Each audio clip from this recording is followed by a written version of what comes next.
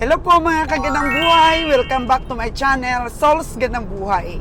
Dahil at home ka dito at tuturuan kitang magnegosyo. Diba? Lagi namang negosyo ang ating pinag-uusapan dahil syempre, kung naghahanap buhay po tayo, dapat meron po tayong kita. At kung nalulugi po tayo sa negosyo, dapat ang mindset natin makabawi. At kung nag-i-income na po tayo mga kagandang buhay, syempre, masaya ang ating pamilya. Kaya lagi ko pong pinifeature sa inyo ang aming mga pamimili, yung aming mga strategy kasama yung team ko. At ngayon nga mga kagandang buhay, may pupuntahan kami. Siyempre, sisipat kami ulit ng baka. Kaya, samahan niyo po kami sa aming biyahe ni Kabiyahing Roger at ni Kabiyahing Winnie ngayon.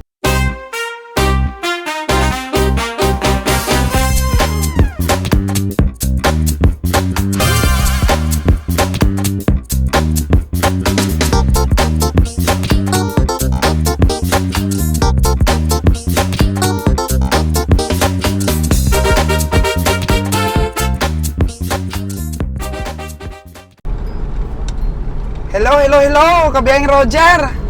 Hello. Magandang hapon po sa inyo lahat dyan.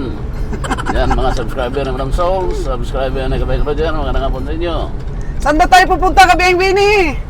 Punta ngayon sa San Carlos Dam. Yan, San Carlos. At may sisipatin tayong baka doon. Kamusta ang mga sipatan, Kabiyahing Roger? Ang sipatan kasi, okay lang naman yung sipatan eh.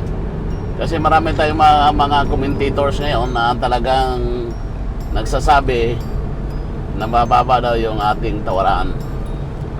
Napapansin nila mababa. Actually, tama lang po. Kasi ulit-ulitin man namin sabihin na sa karne kami nagabase. Halimbawa lang po natin yan sa isang baka. Kung ang kilo niya ay 200 kilos karne, times mo sa 270. Kasi ang karkas 270, which is 54. Pepresyuhan niya nila ng 74. Oh no! Kaya hindi nakapagtataka, natatawag kami kalahatian agad. Kasi mayroon silang tinatawag na asking price, tapos mayroon silang ipapatong doon sa original na presyo. Kaya nga amin pong layunin na para makuha ang presyo sa tamang presyo, tatawaran natin yan. Pero hanggat hindi nagkasundo yan, kung hindi nila ibibenta sa atin, that's okay lang naman dahil kasi tawaran yan eh. Bargaining of price kasi is very normal sa livestock yard. Livestock yard kasi ano yan siya eh. Parang nagipag bargain tayo sa presyo. Kasi ang atin tinitignan karne. Kasi hindi naman pwede yan na hindi natin malaman kung ilan ang karne ng baka dahil sa dami-dami na natin katay. Tama.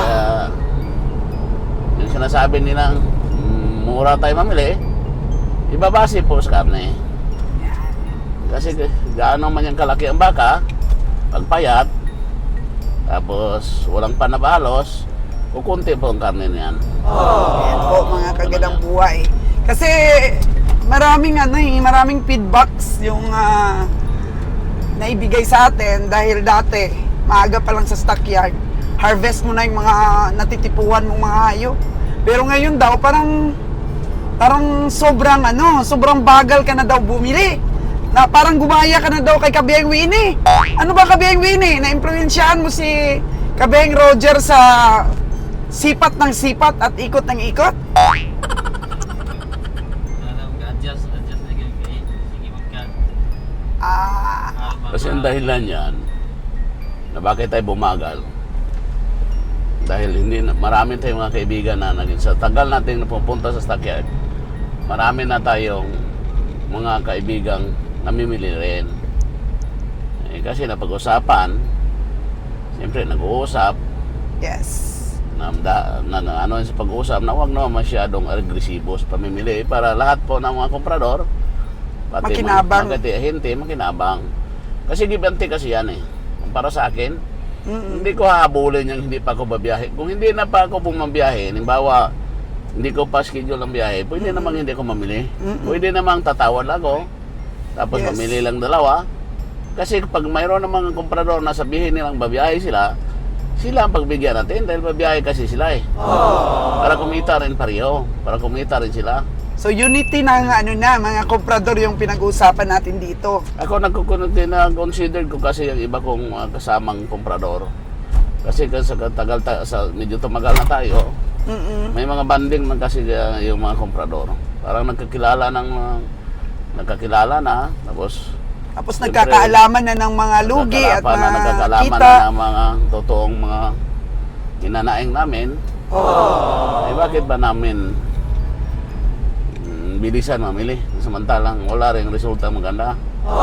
Dahil pag mayroon lang isang malakas mamili dyan, mamahal ang baka.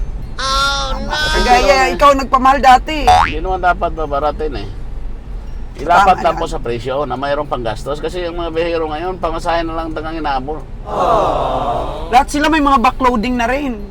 Hindi, Feeds. pamasahe na lang inaabol talaga.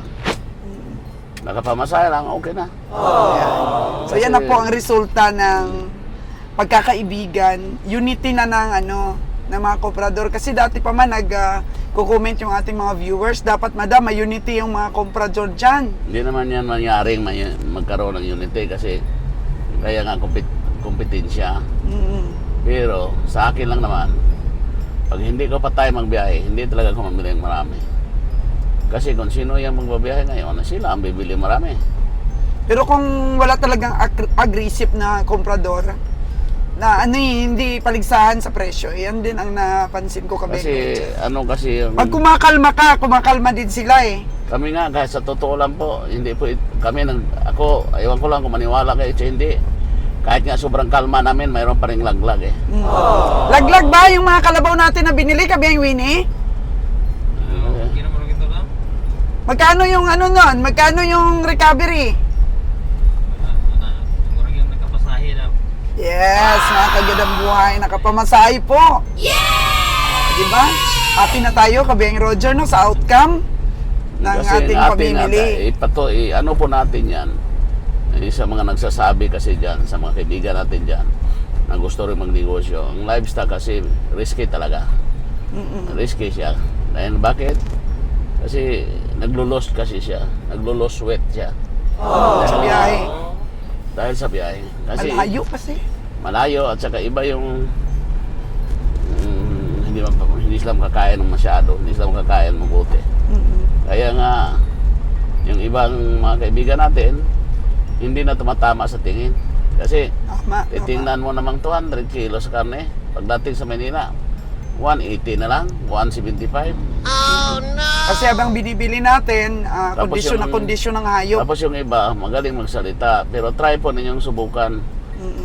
Isumama kayo sa amin kung sino diyang gusto. Sumama kayo para malaman nyo at alamin kung totoo talaga yung sinasabi Tapos namin. mamasahe lang kayo sa akin. Kondisyon kasi ang hayop pagbili. Tapos magpakatay kayo sa Manila. Tingnan nyo, Recabire. Tapos, pag sa aming kamay na, naglulose weight na dahil siyempre, nawawala na yung mga kinain ng mga hayop. Hindi nakikita sa tunay na laki ba? Kaya magugulat ka na lang, uy, mataba ito kahapon na, ba't ngayon pumayat? Lalo na po si Kabiyang Winnie, naku, laging nagugulat yan. Pagka umaga pa lang, bulaga! Sabi ni Kuya ni Kabiyang Winnie, binubulaga niya yung mga hayop niya pagka nandun na sa ating pahingahan. Dahil umiiba na, hindi na niya nakikilala. Ito ba yung akin? Siyempre yan sa'yo dahil may eartag, no? Nakalagay ang eartag. Yun po ang mga nangyayari sa hayop namin pagka binili po namin sa stockyard. Akit na po kami. Punta na kami sa bahay ng farmer.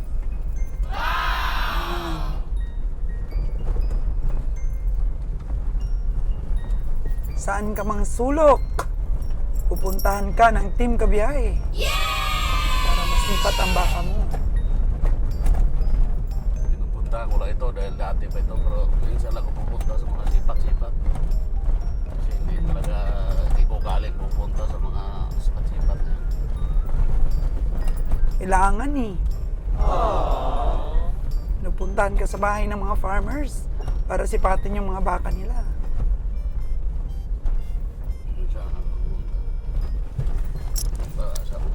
Sikat ka na kasi. Sikat ka na kasi na barat. Kaya pinupuntahan ka na ng mga farmers para sa mga baka nila, ikaw ang sumipat. Para baratin mga baga Yan yun. Kaya sikat ka na kasi. Ito na ba? Ito na bang baka na to? Yung mga baka, agad libutan sa dala. Kalsada na oh. Pero mataba ah. Hinahin na mataba. Uy, bakit kaya yung ano niya tali abot yung kalsada, Wen? Babawal yan, Wen? Wow na rin. Bayan. Buti ano dito oh, yung daan ba? Simentado na. Butas na lang dyan to. Noong araw kasi mahirap talaga ang daan. Tapos dadaanan pa ng mga kalabaw na hindi ka pwede magsapatos papunta ng school. Dyan, banda siya nila. Dito banda na. Dyan, subukan mo dyan. Taba ng mga saging dito. Oh. Bakit na po kami sa bundok. Kumoda no, dito. Dito na? Dyan, sa unahan. Dito sa unahan. Hala, grabe. Kabiyang Winnie. Oh, no! Parang umuulan-ulan Kabiyang Winnie Dalian na niyo. Yan na. Spati na ni Kabiyang Winnie, oh. Ay, ay, ay, ay. Dyan daw, Kabiyang. Sarap ng tubo, Kabiyang Winnie, oh. Hingi tayo mamaya. Para pang usin.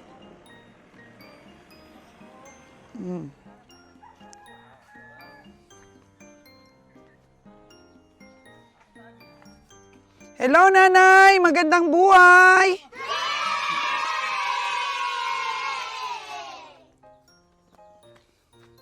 Sipatin po ni Kabiyang Winnie ang baka ninyo.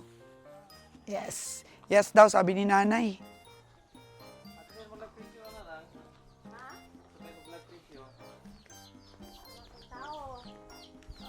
Hoy.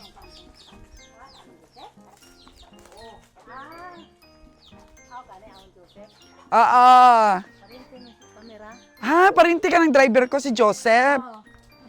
Ilan ba yung baka mo, Nanay?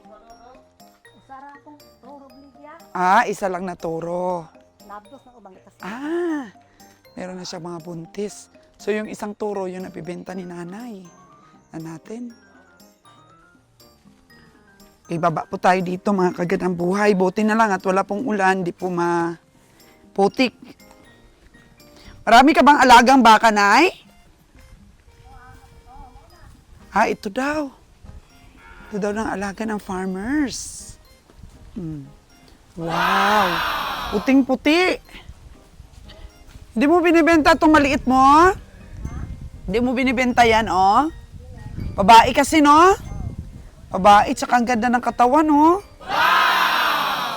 Wow! Yun daw ang ina. So, paano nabuntis na? Iniay ba? Buntis ako na siya. Buntis pod?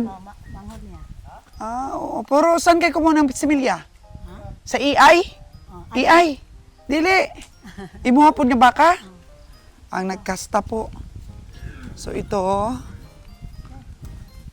ang kanyang mga baka. Ang gaganda oh, yung mga puti talaga no. Ang ganda no? Wow! Yun, ito yung inahin niya.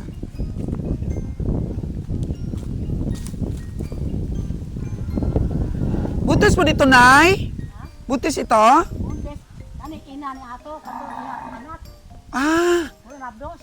Puro buntis. Magnanay lahat. Sundanon man.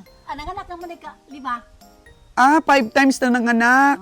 So ngayon, buntis ulit. Kato ko. Wow! Ilang taon mo na itong alaga na yun? Ilang na ni katuig mo alaga? Kani? Tiglan? Bila ka tuig na? Dalam ni mana? Baka? Hindi na naalala. Basta pang 5 anak na. Hala, ito buntis yung anak niya. Ito anak pa niya. Ba't ang ganda, Nay? Ano na ba ang nagkasta niyan? Brahman? Kauno man sa mga nakaunom. Ika-6 ito, ika-6. Yung sa tiyan. 7 na. Kanay panganay pa. Panganay pa. Tingnan niyo mga kagandang buhay. Ang galing ni Nanay mag-alaga, Buntis. Bata pa, panganay niya daw ito. Bata pa ni. Ang ganda rin siguro ng kumasta nito. Iyan. Anak din niya yan. Tingnan niyo mga kagandang buhay. Yung farmers po, isa lang yung alaga niya na parami niya. Isipin mo, 7 na yung anak. Ang 7 na yung sa tiyan. So, ito yung lalaki. Siyempre, hindi naman to pwedeng magkasta doon dahil kapag anak niya, no? Oo, saan kayo nagpapakasta doon pagka nagbuntis ito? Yung hindi niya kamag-anak. EI ba? EI? Dili, wala Hindi iya, rin? dili. Baka ng iba ang nagkakasta? O, pare niya ba? Ito rin ang nagkasta? Ito lang ang yan. Ay, magkapatid sila dong. Magkapatid sila. Kapatid sa ama. Ah, kapalit sa ama. Dapat hindi pwede, no? Siguro. Pag magkapatid. So, bakit mo ibibenta, Nay? Bakit mo ibibenta yung turo mo? Parang nag-iisa lang siya. Ha? Marami to, yung may-ari. Tulog. So, wala na kayong pangkasta kung bibenta nyo. Wala na. Wala na. Hanap na lang ng pang-EI. Iba. Yung isa na yun doon sa inyo pa. Hindi na. Sa Di ako na. anak ba anak? Sibin mo ko ano do? Ha? Sibin mo. Sila may usupunta ni. 4-7 po ang sipat ni Kabiyang Winnie. O, hindi naman po masyadong kalakihan mga kagandang buhay. Maganda lang po ang katawan niya. Ayan. Di man masyadong malaki, Kabiyang Winnie. Maliit siya. Tama yan. Kung sa stockyard niya yan, tawaran lang yan ng 45K. Depende po sa inyo kasi kami, sinisipat lang namin. Baka may sumipat naman na iba na mas mataas sa sipat ni Kabiyang Winnie. Ganun po kami sumipat dito sa mga farmers po, mga kagandang buhay. Kung madala siya, pero pwede din po nilang ipasipat sa iba or else dalhin po sa stockyard. Yan po. So 47, mataas na nga ang ano mo eh. Mataas na yung sipat mo, pero okay lang naman dahil medyo may katabaan naman. May laman-laman. Ahirim gilantaw ng panahon na no. Hmm. Masaya magtag 7,000 o 5. Dadalhin pa kasi sa Maynila, nanay. Dadalhin pa sa Maynila. So, siyempre, malayo ang biyahe, maglulose weight pa yan sa biyahe. Maniwang pa yan. So, dapat po, meron din po kaming allowance po sa lose weight sa biyahe. So, ang presyo ni kabiyaheng Winnie na 47, mataas na po yun. Ang iba niyan, sipatin lang yan ng 40,000. Kasi hindi naman po siya kalakihan. May ilang taon na ito, Nay? Ilang taon na to? 1 taon?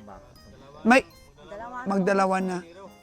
May ilalaki pa ito, 1 taon pa lang pala't kalahati. Kasi sa Enero pa siya dalawa. Malaki pang ilalaki nito dong. Oo, kung hindi kaya ang presyo namin, alagaan nyo pa, Nay, para lumaki. Oo, para mabenta nyo ng medyo mataas-taas sa presyo. Anon po yun? Kasi kami, karni ang aming tinitingnan. Pinifeeds mo nito, dong? Ilang beses mo siya pinifeeds ang araw? 2, tig-kalating kilo. Kunti lang. Oo, mga 1/4 lang. Panglasa-lasa lang sa tubig, dong, no? Yun, panglasa-lasa lang sa tubig. Pero ang kumpay, napakarami ditong kumpay, oh! Oh! Yan po yung kumpay niya, mga kagandang buhay, oh. Yun, oh, sa sako, oh. Yan. Oh, ano? Kabiyang Winnie, kalkyo. 4-5 right abuton na. 4-5 lang ang abutin. Hindi naman kapamasahe. Ayan mo na, papalaki-lakihin mo na nila. Huwag natin pilitin pagka... Kairong gamay kay kilo basta bata pa. Oo, bata pa yan. Kasi ang pagbili ng baka, depende sa gulang ng baka. Depende sa panaba. Pero kung bata pa, madaling malose weight sa biyahe. Yun po yung pag-aaral namin. May ilalaki pang baka na to. Oh, tingnan mo. Bilugan ang puwit. Hindi na siya Bisaya. Hindi siya Bisaya. Ano na siya? Upgraded na. Oh, gandang pagkabul. Tapos batang-bata pa. Ya, langanin ng kursibi ni mo daw. Sige dong, alagaan mo muna. Bata pa yan. Nangailangan pa ng oras para po mapalaki siya. Oo. Tapos napaka-bless po ni nanay, yung kanya pong 2 baka ay buntis. Tapos buntis pa yung isa doon ay, sa dulo? Oo, 3. 3. Pero ito talaga po ang nanay. Yan. Yung una. Pang-7 na daw na anak yung sa tiyan. Tapos ito yung anak niya. Yan, batang-bata pa, pang-first niya na anak. Tingnan mo, ang kinis. Kinis siya, maalaga sila sa baka. Ang kinis, pero dito lang sila, wala silang bahay. Sa ano sila, pag maulan, dito lang? Dito, tamay kuan. Meron sila palang payag doon. Ginatugway lang pala. So, paano ba naman yung may-ari ng baka na to? Asawang ba yun, ay? Ako anak. Yung anak niya. Mukhang tulog. Oh, lasing, mga kaganang buhay. Lahat ng anak nahuron. So, hindi niya alam, pumunta na pala dito yung komprador. So, sinipat na namin yung baka niya, siya tulog. Ayan. Sa kakahintay ka Kabiyang Winnie, nahuli ka na Kabiyang Winnie. Habang hinihintay ka niya, inom-inom siya, tapos late ka na dumating, anong oras na, 5:00 na ng hapon. Ayan tuloy, hindi mo na napag-abot. Oh, no! Ito na, pang ilan ng anak? Ay. Ang 3. O, 3 ne, yan. Oh, anak yun na, ng yung yung brown. Tapos ito ang anak niya nito, tapos ayan, buntis na ulit siya. Diba? Nag-umpisa lang sa isang baka. Kaya sana ang gobyerno, mabigyan yung mga farmers, yung mga walang baka. Mabigyan sana ng kahit isang baka lang. Mag-project din sana ang gobyerno, no? Na mabigyan ang bawat farmers ng isang babaeng baka. Naama? Oo, meron? Pero wala na daw, sabi ni Kabiyang Winnie. Napuo na.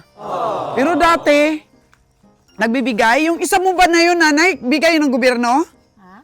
Yung isa mo na yun na inahin, bigay ba ng gobyerno yon? Ay, dili. Wala gyud may kasulaan na. Hindi mo pa naranasan. Sana nga po, no, mapanood ito ng mga kawani ng gobyerno, mabigyan ang mga farmers ng kahit isang baka. Tingnan mo, role model po si nanay. Role model. Isang baka lang, tapos nanganak, tapos di binenta yung mga babaeng baka. Madaghan na. Dumami na. Yeah! Oo.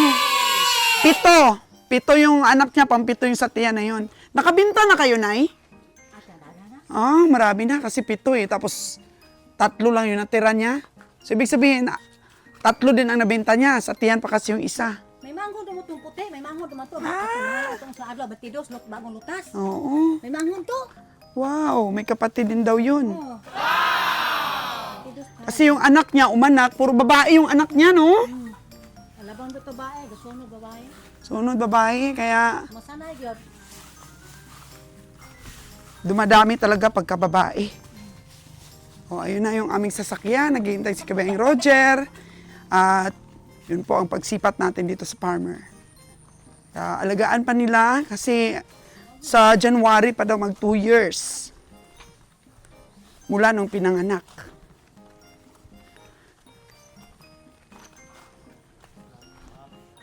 Mahal daw, sabi ni Kabiyang Winnie. So si Kabiyang Winnie po, mamimili siya bukas doon sa kanila, sa bundok. Tapos si Kabiyang Nalon, doon naman sa Mantulinaw. Tapos kami naman ni Kabiyang Roger, saan daw kami pupunta, Kabiyang Winnie? Sa Bagunbon daw. So minsan na po ako nakapunta doon sa Bagunbon nung nag-uumpisa pa po ako ng vlogging. Malapit po yun sa Sapa, yung kanilang stockyard. Oo. At bisitahin namin sila ulit. So nanay, thank you so much! Ang ating farmer. Mahal? Mahal daw, sabi ni Kabiyang Winnie. Mahal daw, mahal. Minsan kasi yung mga farmers natin, hindi rin marunong magpresyo sa mga hayop nila. Minsan overpricing din. Wala rin sa katawan ng baka. Yung kanila pong presyo. Unsa man imong sumada nga? Unsa man Okay, pabalik na po kami. O yan po, nakikinig tayo ng reporting po ni Michael doon sa katay natin. Ano ng klase nga sumada? May 11, may 10, ano na? Di ba?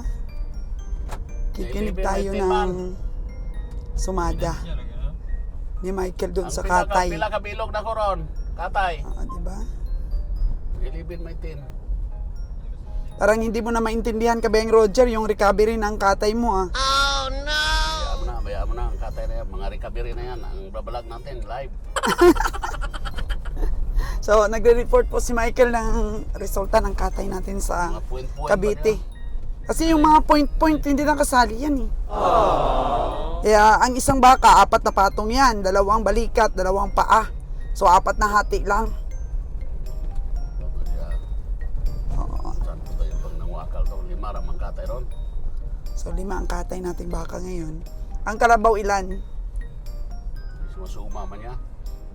Dapat dito niya magsumahon, i-report yung kilo. Kilo ra. Ah, Puti ito nga baka. report niya ang kilo. Mama nga, anong pila kilo ato latan mo? Alam ba nila yung mga puhunan? Bakit Had pa kayo gamay pa man. So, de-declare na kaagad nilang Also, nang ibaligya. yeah, ano? kung nakapamasahe o hindi? 160 on kalisod ka. Ha? 165. More estimate mo? Eh, may nagkakawan si 20 eh. May kinatay ka ngayong arawin? Ilan? Baka ng trabaho. May baka at saka kalabaw. Magkamay na kayo magawan si Binte. Lagay may nagkaya. Nakaka-excite po. Nagliwang? Maniwang ko to, batanon kayo. Laman. Pag ganyan, pag nagre-report ng mga recovery, na-excite po kami. Ayuan ka man to dati 5-6. Tapos nalulungkot Dako niya ng puti. kapag di nakapamasahe. Turo ka na baligya? Tapos tuwang-tuwa kapag tumama. Ano ba? Basta po tayo. Hati-hati yung lugi tsaka tubo. Natapal-tapal. Alin ako no. Nahalin ha? Kaya ano lang kinabaligya dyan eh. Ang gamay ng nahalin. Magkano yung sipat mo doon sa farmers, Kabeng Roger? Dati sinipat ko yung 5-6, di niya ibenta. Pasig mo. 5'6"? 5'6" ang sipat ni Kabeng Roger noon. Puro ito mao. Ang sipat ni Kabeng Winnie ay 4'7". Oo. Pero hindi pa bininta sa'yo sa 5'6"? Hindi, kasi ito, ang turo yung nagkakasta nila doon. Oo, yung turo, yung tagakasta nila. Mataba naman ang puwit kabiyahe, pero Dako yun, dako. mahal yun sa 56. Hindi. Oo, mahal yun. Ako, Sa tama yun sa 47 kabiyaheng layo po kayo 47, pati pong madaprato ha.